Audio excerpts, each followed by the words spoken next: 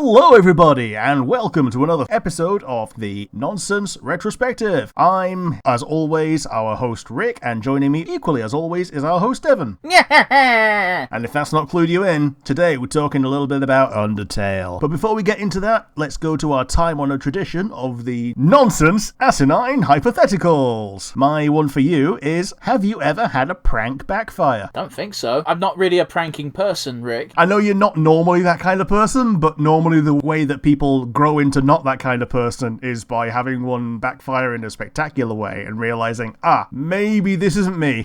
Nah, man, when I was younger, I was the fucking kid in the group who was like, everyone's like, oh yeah, let's go do this, it'll be really funny, and I was the guy who'd be like, yeah, that doesn't sound very fun, I'm out. That sounds like a crime.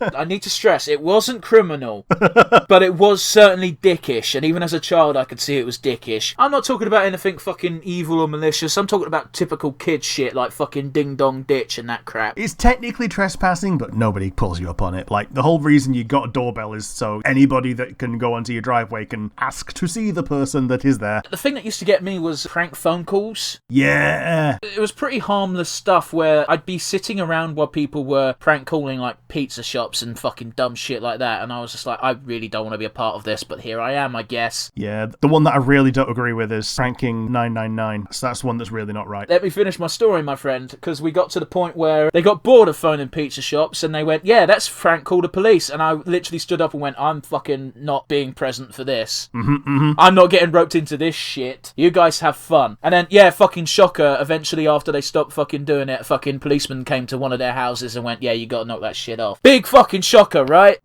Anyway, my question is a bit less wholesome, shall we say, and is very relevant to Undertale. Pick a character from Undertale. They are your waifu now. Who is it? It might actually have to be Papyrus. You're gonna bang Papyrus. I mean, in terms of dedicated waifu material, it might be Papyrus. He probably is the most dedicated. Okay, I said waifu to try and keep it clean. Which character are you fucking? And as always with this type of question, consent is implied. Yeah, Cuddle Huggles is probably gotta be Toriel. How come every time when I used to fucking pick Toriel, you used to rag on me, but now you get asked the same question and you answer Toriel? Because the other ones that are easy targets are Undyne and Alphys, and they're a couple. Consent is implied, motherfucker. Consent is implied, but I can't divest myself from the fact that there is already a canon couple, and it would mean breaking them up. Fucking Toby Fox did it when he did Deltarune. Yeah.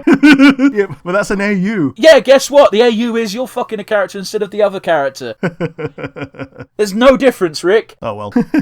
We're talking about Undertale, which is basically furry shit without being furry shit. Yeah, it is. So, as we all know, Deltarune 2 just released, so we thought now was as good a time as any to revisit Undertale. And y'all shouldn't be worried about spoilers, because by the time this episode releases, Deltarune would have been out for damn near a month. Yep.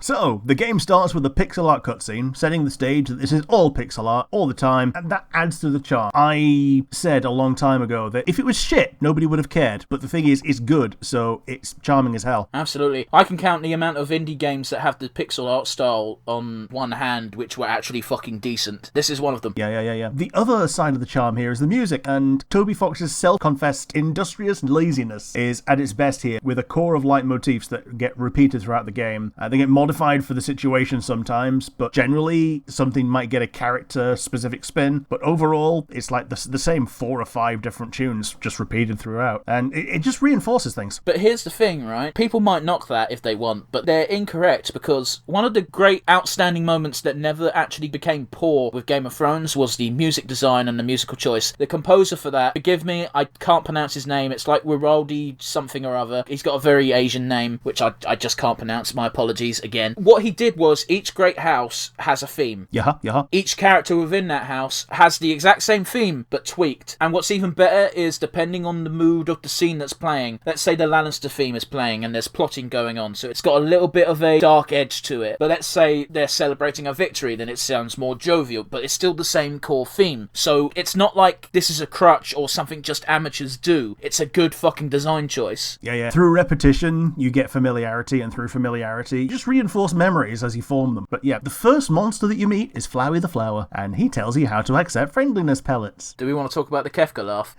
I didn't get fooled by Flowey because I came to the game super late, and I kind of knew that the game involved this sort of bullet hell-esque gameplay. Yep. But, you know, when you first play this game, why would you not trust a pretty little flower? Yeah. Especially seeing as the game tells you, I'm saying quote-unquote on the box, but, you know, in the Steam description of, hey, you could beat this game without fighting. He's kind of halfy-halfy in that he does tell you some actual things, like XP and level. It's a really nice way of hiding the true meaning behind a sinister concept. He then tries to kill you. Well, he basically succeeds. If Toriel didn't exist, you'd be dead there and then. Better than that, if full damage existed in Undertale, the game wouldn't happen. Yeah. We start in the ruins where Goat Mom lives. She tries to get you to stay with her forever because she knows what happens to human children who go any further. So you gotta cut her down. No, you don't. No, you don't. Do you want to hear a fucking fun way how I fucked this up my first playthrough? What'd you do? Here's the thing, right? Undertale had been out for a while, so I knew the game had the Pacifist route and the Genocide route. So I was like, I'm going to do the Pacifist route sounds like the better of those two options. I'm going to try and do that. Now, I didn't know how it was going to work, so I assumed what actually happened, and weirdly enough, this is how the final fight happens, in that you have to fight and get the opponent down to 0 HP, and then you'll have a spare or kill option at the end. That is not how it works. No. So, first time through, I fucking murdered poor Toriel, and then I went, oh no, I don't like that, quit the game and replayed, worked out how to actually do it, and then Flower yelled at me and said I was a bitch. Oh, did he yell at you for restarting as well? Yeah, he said, oh, you couldn't live with yourself, so you restarted. And I'm like, how did you fucking know? Yeah, that's a really fun thing about Flowey, though. He knows what you've done in your save file. Yeah, because he can do that shit too. Yep. Well, alright, technically he loses the ability when you gain it, but, you know, he knows that's what you're doing. Yeah. I think the only other character in the game who knows what you're doing with save manipulations is Sans. Yeah, he knows that it's able to be done. He knows that someone is doing it. He has a general idea of how many times it's happened as well, which is weird, but oh well. No, he knows exactly, dude. Have you ever done the Genocide route? I haven't, but yeah, I do know. He gives you a running total of how many times he's killed you. I can't remember the exact number. I think it's 20 when he just goes, you know what, let's just do numbers from here. Because Toby Fox clearly ran out of fucking jokes. Like, I've killed you 6 times. That's the amount of fingers on a mutant hand. Yeah. And 7 times the number of toes on the mutant who has 6 fingers, hands, feet. So, you get the choice of to cut down Toriel or not. And if you have a heart, then you will choose to spare her, and you get a hug. Yeah, that was totally my heart deciding that, and not my, yeah, though. And then you meet Funny Bones, the big little brother Papyrus, and the little big brother Sans. These are skeletons, and they're named after fonts. Do you know what I fucking love about this shit? Yeah. This game has absolutely 0 voice acting, bar the Kefka laugh. And yet, every single person ever knows exactly how Papyrus talks and how Sans talks. Yeah. Everyone does the exact same impression of those characters, so fucking hats off to you, Toby Fox, sir. Yeah. Just put in the little boo for when the text pops up on the screen. And it's the same for everyone. Like, everyone's got a tone as their subtitles pop up. Absolutely, but I feel like Sans and Papyrus are the most apparent, obvious ones, because everyone does the exact same voice. Undyne sometimes gets different twangs. Alphys sometimes gets different twangs. Toriel is kind of the same universally as well, and Asgore as well, even, is pretty much similar, but, like, he's a big, beefy fucking goat man. If he's not talking like Brian Blessed if Brian Blessed was a bit calmer. So yeah, Sans is a chunky little boy with a hoodie and sandals and is generally lazy and jokesy. And Papyrus wears an old Halloween costume and he takes everything goofily literally with childlike wonder. Okay, very important line of thought, but I have to ask, because there's only like 6 or 7 main characters, who would you fancast as everyone? Ooh. Let's say Undertale gets an animation and you only have to voice them, you don't need a character model. I think Sans is Zach Galifianakis. Nah, I don't think he'd do very good at it. I wouldn't personally do that, but hey, that's your take. Fair. The obvious answer for fucking Papyrus is Mark Hamill. Yeah. He's done a good Skeletor. Oh, he's knocked it out of the fucking park with Skeletor. I think I've knocked it out of the park with Asgore. I think get Brian Blessed, but tell him to be as calm as possible would be a great fit for him. Let's see, Toriel. Who would you get for Toriel? Toriel, who is the best mum in the world? Well, it's not even about that. Who can do the best mum voice? Because I think the woman who played Frigg from 4 is probably a good pick. Sure. And if you don't mind getting a little bit more mature, then Judi Dench is a pretty good one. I think she's too British. True, but if we're having Asgore being British, then there's no problem having Toriel be British. Yeah, but Brian Blessed doesn't necessarily sound British when he talks. Yeah, I suppose he's just got that neutral English accent. Here's the one that we've got to actually cast. Undyne. That is a difficult one. I'd probably put some guy as Undyne who's, like, really hammy. Okay. Maybe Aaron Hansen. You know, someone who doesn't mind hamming it up for the camera. I'm not familiar. Has he got a particularly feminine voice? No.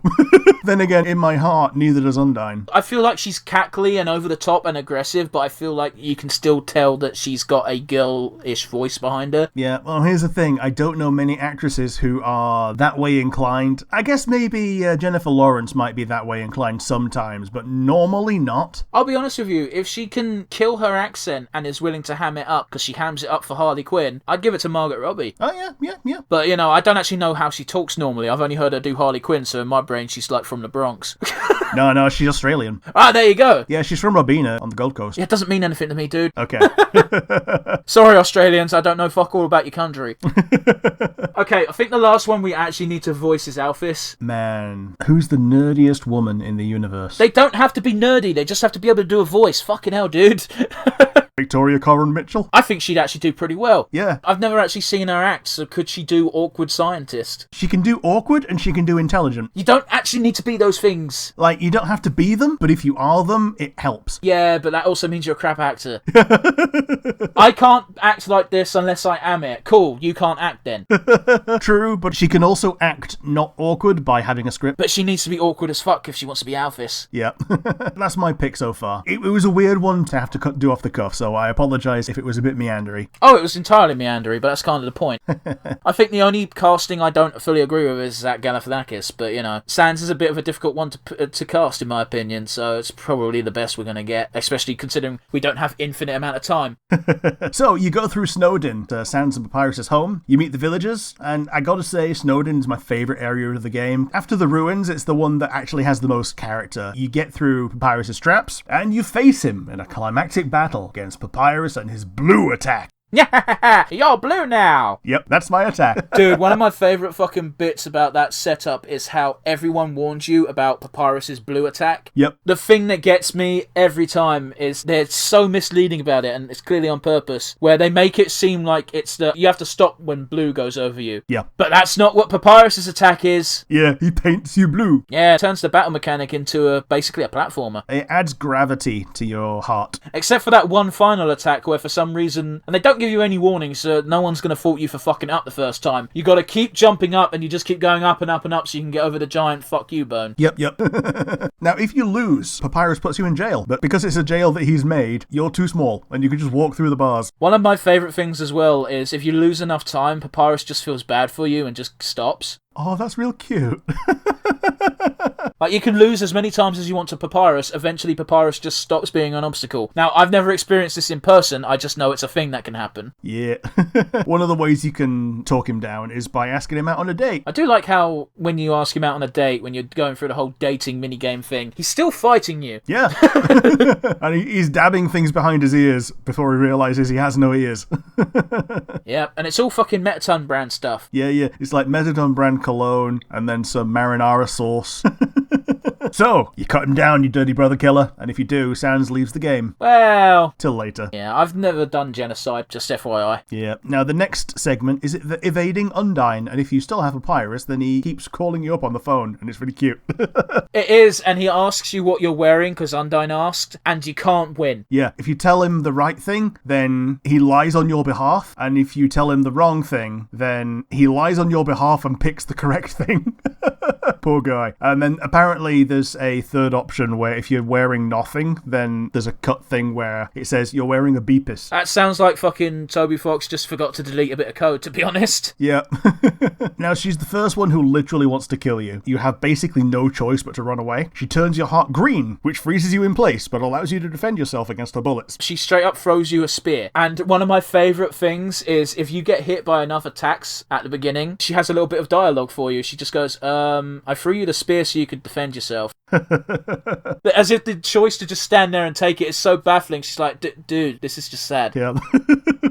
So yeah, you can cut her down, but you really shouldn't. One of the things that you also can do when she gets to Hotland, where she can no longer perform at her best ability, because she is a fish lady, is you can give her a glass of water, or you can pour all of the water out in front of her, so she knows she can't have any, because it's all on the floor. I've never actually done that. Will she die if you do that? No, she just despawns and then shows up later. She doesn't even reference it later. It's just a case that they do say that you have sadistically poured out all of the water. That is a fucked up thing to do. Just as a bit of a side note, if you're doing a genocide run, Undyne is your first actual obstacle. Yeah, she's the first one who's got her own theme tune, other than the fact that your areas get their own theme tune when you've killed everything. I was more referring to the fact that if you're like, hey, genocide is pretty easy, Undyne is a brick in the face.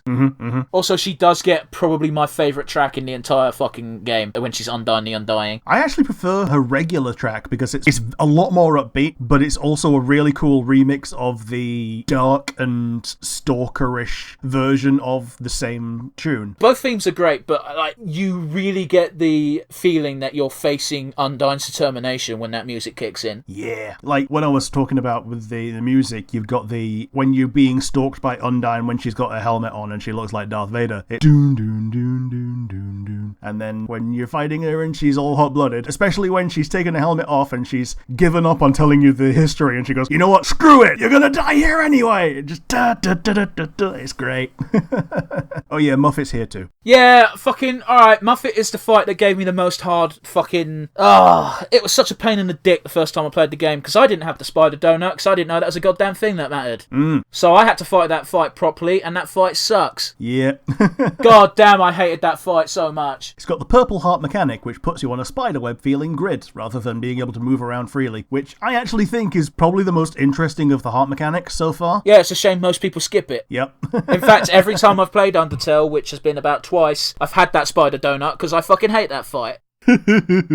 So yeah, Hotland is the next area. Alphys has been watching you and now wants to help. If you know this, you can actually find where Alphys has put cameras around the world. But don't worry, Alphys invites you to her house, she upgrades your phone with some toys, because she's accidentally built a killer robot that's accidentally coming directly for you. And he's hidden in her house behind a piece of drywall with only the amount of space that would take to hide him, which might not be suspicious to anyone else. But yeah, Metaton has two great theme tunes. One of them's like a junk punk carnival, and one that's a love letter to the early 80s. He's an attention whore through and through, and it's an actual mechanic for his boss fight. Now, Alphys, like Flowey, is a liar, and Metaton only wants attention and can get more if he escapes the underground. And he has a human world debut with his favourite upgrade, his legs. Metaton's fight has the yellow mechanic, which turns your heart upside down, and you become a rudimentary 80s style pixel shooter. Man, going back to Alphys being a liar, yep. The thing that gets me the most is the easiest way to find out that, yeah, actually she is a fucking liar, and you should believe Metaton when he reveals her treachery, is when you do the genocide route, you don't have to do any of the bullshit you do in the pacifist route. You just go straight up the lift. Yeah, because Alphys has evacuated that area. She doesn't set up hoops for you to jump through, because she spent all of her time upgrading Metaton, and if you weren't level 9999, then she might have succeeded. But yeah, beginning of the end game, Sans is back. He judges you. He tells you that... You skipped the whole thing. Did I skip a whole thing? You skipped the little hotel. Oh yeah, I count the hotel as part of the Metaton zone. Okay, but we didn't mention it at all. Okay, if you go into the hotel, you can talk to Sans again. You talk to Burger Pants, who the design for this guy is something that Toby Fox drew on a napkin and said, don't think I won't use this design. And it looks awful, and that's part of the joke. The best thing about fucking Burger Pants is you know for a fact he sounds like Scratchy Voice Teen from The Simpsons.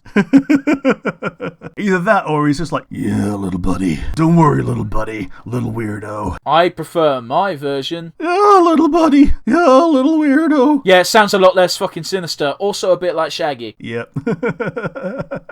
Zoinks! Ruh-roh. That's all I can do from Scooby-Doo. Fuck off. Ruh-roh, Frisk. Dude. Thanks for bringing that up, actually. Reminded me of the character's actual main name. Oh, yeah. So if you put the name in as Frisk at the beginning of the game, you get put into hard mode, and the hard mode only consists of the ruins, and you get an updated battle theme. Okay, but do you know something someone pointed out, which made me fucking laugh and went, yeah, that's going to happen at least fucking once. Go ahead. Fans of Undertale, like fans of many things, are probably going to have children one day. They're probably going to have a kid, and they're going to go, I'm going to name you Frisk. mask after my favourite Undertale character. And that child is going to grow up, and they're going to get to about 13, and they're going to be like, oh, there's this old retro game, Undertale. That's cool, that's neat, let's give this a try. They're going to put their name in when they enter their name, and they're going to wonder why the game's so fucking hard and horrible to them. The game's really horrible if you go through that. Like, you even don't get the butterscotch pie, you get the snail pie, and everything is set to just be mean. Yeah. So yeah, after the hotel and after Metaton, Sans is back. He judges you. He tells you that EXP is execution points and love is level of violence. And if you haven't gone out of your way to do the wrong thing, he lets you pass after telling you off for doing the wrong thing. And if you've gone entirely pacifist, he goes, well, you didn't kill anyone. And instead of gaining love, you gained actual love. And now you get to go say hi to Asgore. He's tending to his flowers, generally being a nice good guy. And he goes, oh, well, it was nice to meet you. It's time to die. I want to go back to Sans for a moment. Go ahead. My god, is he a fucking badass when you're a genocide, man. Yeah. Every single line he spouts is awesome. Rick, I don't know if you know it off by heart, but do you want to do his monologue for us? The birds are singing, and on days like this, kids like you should be burning in hell. My god, the entirety of his fight as well is just, it flips everything you know on your head. You take your first attack, you expect to just fucking one-shot it, because that's what most fights are. But no, he just steps to the side, and he just goes, what, you didn't think I'd just stand still and let you do that, did you? Yeah. The beauty of it as well is how the game doesn't lie to you. It tells you how he only does 1 damage per hit, but that 1 damage per hit is every second your fucking thing is within pixel range of its attack. He only has 1 hit point. Yeah, that's true, but he moves slightly to the left. Yeah, he ignores the mercy and vulnerability that you normally have from, you know... He also has a poison effect, which I don't think anything else does in the game. Yeah, I think it's called karmic retribution. The thing I love as well, can we talk about the fucking fake out? Oh, yeah, so he gives you an option to accept his mercy, and he rewards you the way that you have shown mercy to everyone else on that route, which is none. And the best part as well is he does it with a Sans twist, and the line of dialogue shows up when you're on the restart screen, and it just goes, get donked on! Yeah. Instead of the game over, it's... I also like the follow-up line of, hey, if you were ever really my friend, you won't come back. Yeah. Which just, it's a fucking gut punch, man. That's Sans talking to you. That's not Sans talking to Frisk. He's talking to you. It's so good. It's so well done. Fucking... Toby Fox, we love you. Because at that point, Frisk is essentially dead. Nah, not really, though. So yeah, Asgore throws his trident through the mercy button, and this is going to be your first actual fight if you've been pacifist this whole time. Yeah, so this is what I was talking about earlier. The way the sparing thing happens in the Asgore fight is how I thought it would happen in every fight. And when you get to the end of the fight, you've hastily put back together the mercy button, which has been gone for the entire fight, and it's got little cracks down it, and it's really cute. But no matter what you pick, Flowey kill-steals you anyway. Eats the other human souls, becomes Photoshop Flowey, which is the only real interface deviation from the pixel art, as far as I'm aware. Just touching on something very quick, because it's going to be the last time we actually talk about Genocide, I think. Doesn't matter what ending you get, Flowey kills Asgore. Yeah. He does it in Genocide as well, because he does it to try and curry favour, which doesn't work. But yeah, you have no choice but to fight through Photoshop Flowey's abomination, and I think it's probably a more cinematic ending because of all the other human souls coming to help you in their own little way. I mean, you told me before, all the weapons that you get in the game are actually weapons from previous Fallen Children, which follows through with all the souls you get at the end helping you have specific weapons because, hey, that's what they used when they were in the underground. Yeah, so if you do beat Flowey and spare him, you get a little hint that you didn't have to kill anyone after all, which, if you were already on Pacifist, then you already knew that, and if you are on Pacifist, then it tells you that you can now go back and get a better ending, that there are some people that maybe you could have become better friends with. And we get to find out that Alphys is a war criminal. Yeah. Well, not quite, because there's no war going on, but, you know, she is definitely in the Nazi side of science. Yeah. Nazi super pseudoscience. The problem is it's not even pseudo in this universe, is it? Yeah. You just sprinkle some dust on something, because dust is what happens when a monster dies, and inject it with determination, and then suddenly you've got a zombie. What do they call them? They call them amalgorithms. Yeah, the amalgamates, where it's an amalgamation of a lot of dead people brought back to life, which is kind of cool, but also horrifying. It's the most fucked up part of the entire goddamn game. Yeah, the thing that's actually scary is if you do actually have cynophobia and actually do have a fear of dogs, the dog amalgamate is actually terrifying. I guess. The dog amalgamate's really weird as well, because if you look at the shadow, it makes cat shapes. Yeah. It's an odd one. Can we also talk about the one that doesn't fight you and just tucks you into bed and has overwhelming motherly instincts? Yeah. It's just so weird and you don't like it at all, and then it just goes, tuck you into bed, you're fine. It's so fucking sad, man. Bear in mind, at the end of the day, she didn't conduct these experiments on live monsters, that's established. These were all monsters that were dead or dying anyway. But it's still super fucked. And it's even more fucked up in that from correspondences that you find between Alphys and Asgore, is a lot of people are like, hey, where are our loved ones? We want to bury them. Yeah, because that's the thing. It's dust anyway. It's just like scattering ashes in real life, but it's a bit fucked up that she didn't at least create something to give to them. But it is nice that they get to go back to their families afterwards. Yeah, I suppose. It's the low point of the game, emotionally. It's draining. But you do get some dates to go on. Papyrus's date you might have gone on already. Undyne's date is because Papyrus uses reverse psychology on her and dares her to become friends with Frisk. She can't possibly become friends with a human. My favourite part of that is how fucking Papyrus just yeets himself out the window. Yeah, he does. And the other one is Alphys's date, which is basically practice for her date with Undyne. So, now when you get to the boss, Asgore just gets swatted aside by one of Toriel's little fireballs, and you get a nice little goodbye party with all your buddies. It doesn't stop Flowey coming along and spoiling it, because he's the one that told everyone to come. But in doing so, he reveals his super true form, now that he has all the souls and all the monsters. That is of Asriel Dreamer, the little boy that died a while ago. It was the first one of Alphys's experiments to try and sprinkle some dust on a flower. And you get the Rainbow Reaper unlosable fight, where even if you die, your breaking heart comes back together. Man, I do like how he sets you against your friends. Yeah. My favourite one is Toriel and Asgore, where if you have the butterscotch pie, you just take it out and eat it, and they go, holy fuck, pie. I didn't know that. Because it's one of the best healing items as well, so it's really difficult to keep it until that point. I just put it in storage as soon as I got it. Yeah. Because, hey, guess what? I'm one of those fuckers. Here's this super good fucking healing item. Cool. Don't use it till the end of the game. Yep. Man, I forgot the snowman piece as well. Oh, the genocide fucking thing for that is awful. Oh, yeah. You just take bits of the snowman until there's nothing. It's worse than that, because after the third one, he just goes, please stop. Yep. After the third one, he starts literally begging for his life, and it just goes, takes another snow piece, takes another... Oh, it's awful. And they become good healing items still. Yeah. Yeah, you can eat the snowman piece. Have you seen what happens if you do it in front of him? No, I've not. He gets a piece of unique dialogue, and he just goes, did you just eat me in front of me? Oh. And then you talk to him again, he just goes, oh, I'm never going to give myself away so easily. It's fucking tragic. Also, you know that snowman can't leave the underground. No. So his only chance is if you take his snowman piece to up atop with you. Because there are some people that will stay in the underground. So, like, obviously Flowey stays there. Snowman stays there. There's probably going to be at least a couple more people who are in some way rooted. Like, I don't think the snails are going too far too quickly. Man, fuck that minigame. We got hustled. Yeah, if you cheer the snail too far, it sets on fire. The fucking worst thing is you mash A and your snail's not moving, but you keep mashing it, you're like, oh, something's going to happen. And it does, but not what you want. And when you finish, it's like, it's your fault. Napstablook even says, oh, you cheered him on too much, the expectation was too high. Man, that's unlocked a core memory. You remember the early days of 3D animation, and DreamWorks were making films about everything, and one of them was of this fucking super racing snail. That wasn't even that early, bro. Fair enough. Dude, I watched that film with my mum because we did this thing for a while where we just watched random fucking movies once a week, and that was one of them. That film's not even that bad, to be honest. It's fine. Yeah. It's got Ryan Reynolds and Samuel L. Jackson as voice actors. I didn't know that. Yeah, Ryan Reynolds is the main character. Well, it was before it was on my radar as a human being, so... But Samuel L. Jackson, they've also got Snoop Dogg, man. Like, the cast wasn't nobody's. Yeah, fair enough. Like, here's the thing. It was long enough ago that Now I'm fucking Googling it. Like, it wouldn't have been that far after Shrek, so it's probably going to be, like, early 2000s. Bullshit. I'm calling it right now. It had to have been 2007 at the earliest. 2013. Well, now. Okay. Go fuck yourself, motherfucker. Consider myself fucked. Like, I was like, even 2007 seems early, but I'm like, I've got to play it safe, so... I was not expecting that to have been so recent. Okay, so now that we've gone on a little tangent about a snail movie that's not even related.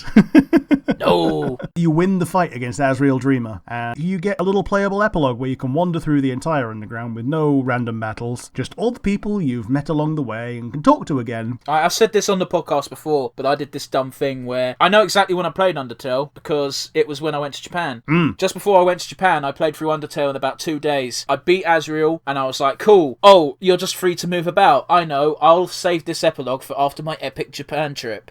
All I could think about when I was in the hotel room before bed was, man, I wish I had I brought my Switch with me and just played the rest of Undertale at night time when I had nothing to do. And then it took you about 10 minutes. It didn't take long at all. It was actually, there was no games on the Switch back then that I had that were decent. I think maybe Fire Emblem might have been out. Now, the good thing about the Switch is there is one extra fight, which I don't know if you did. I don't know what you're on about, so that's helpful. I think there's a shrine that you can donate to over the course of the game, and they just keep adding things to it, and eventually you find a Mew Mew doll, which is from Kissy Kissy Mew Mew Power that Alphys used to watch. I don't know about any goddamn shrine in this game. Are you sure this is Switch and not like a different version? This is definitely on the Switch, because the heart thing in this is it splits into a red side and a blue side, which are controlled by the two separate Switch controllers. Okay. And you eventually fight Mad Mew Mew, the Kissy Kissy Mew Mew doll, possessed by the ghost that used to be the Mad Dummy. Okay. I don't like that character at all. He gets a bit of redemption in becoming Mad Mew Mew, because he gets to accept this as his new body. When the good stuff happens and he gets to go to the surface, he gets to be Mew Mew and actually be the only talking Mew Mew doll. Seems like hell, because you're going to get fucking touched by a bunch of sweaty, horrible weebs. Yeah.